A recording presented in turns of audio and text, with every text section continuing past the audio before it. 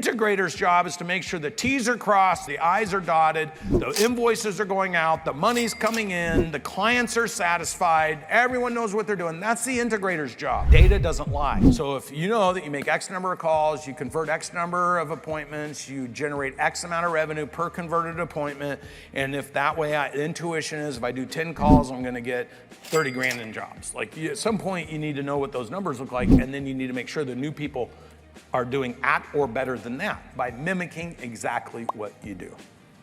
Model, mimic, and then by the time you're 15 million in revenue, they will have, one of them's gonna be out, setting the tone, leading the charge, speaking to the community. See, if you're the visionary for a company and you're so bogged down into the one employee who stole your van and backed over the kid and dealing with the insurance company, you can't be the person talking about where you're going.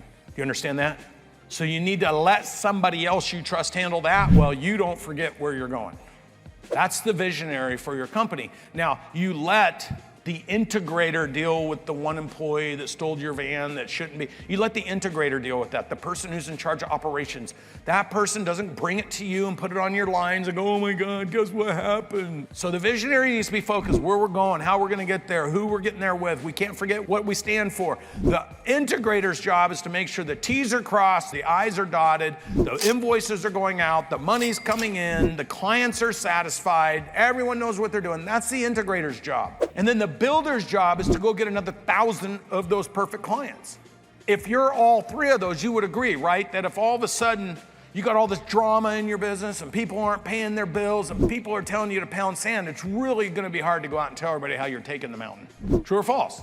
And then you go home and you start telling your wife, and then you're on the golf course with your buddies who are also contractors, referring people to you, and you start telling them, man, I don't know about you guys, but it sucks trying to get good people. And you start spending your time communicating to everybody everything that's wrong, and the people around you love you and they like you, but they're like, I ain't sending any more of my clients over to him because obviously he's got problems. See how you create your own reality based on what you talk about?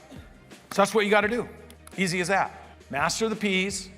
Sit with your team and get them all excited about the personal, professional, and financial goals that they can accomplish with you.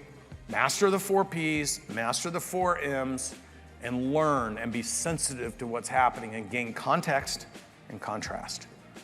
When I go and scream at an employee, I don't get positive results. When I sit with an employee and say, look, I know you made a mistake here, you know you made a mistake. Is this working towards you accomplishing your goals, or is it pulling you off track? When I sit with somebody and I address it like what's in it for them versus screaming at them, what gets a better result? That's context, and then it becomes contrast. That person takes the information and goes out and does better.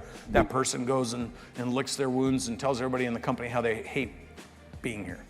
You learn this stuff as you go through building.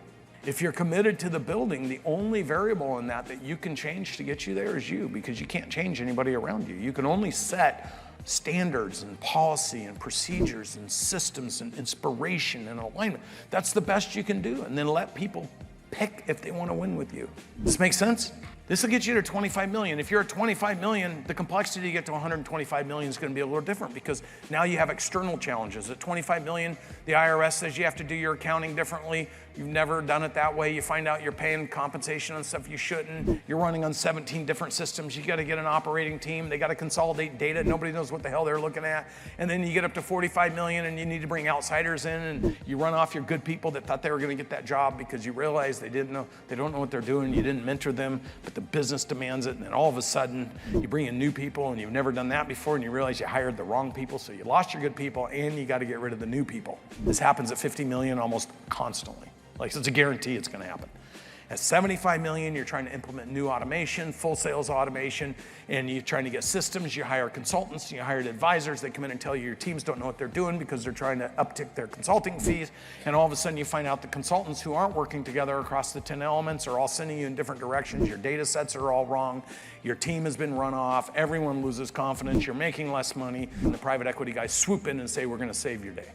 That happens between 50 and 75 million. It's just like clockwork. But if you know the things that cause that, you know the indicators that lead to it, And you know what you need to do in advance of it to make sure it doesn't happen. And you communicate it to your team. Hey guys, everyone's gonna be freaked out here in another year because we're gonna start hitting these numbers and it's gonna feel dysfunctional. It probably is. But so what? We're gonna come together as a team and start working together to curate what we want it to be. There's gonna be problems, but what makes us a great team is overcoming those problems. And we're gonna have to bring some outsiders in because we're all practicing here.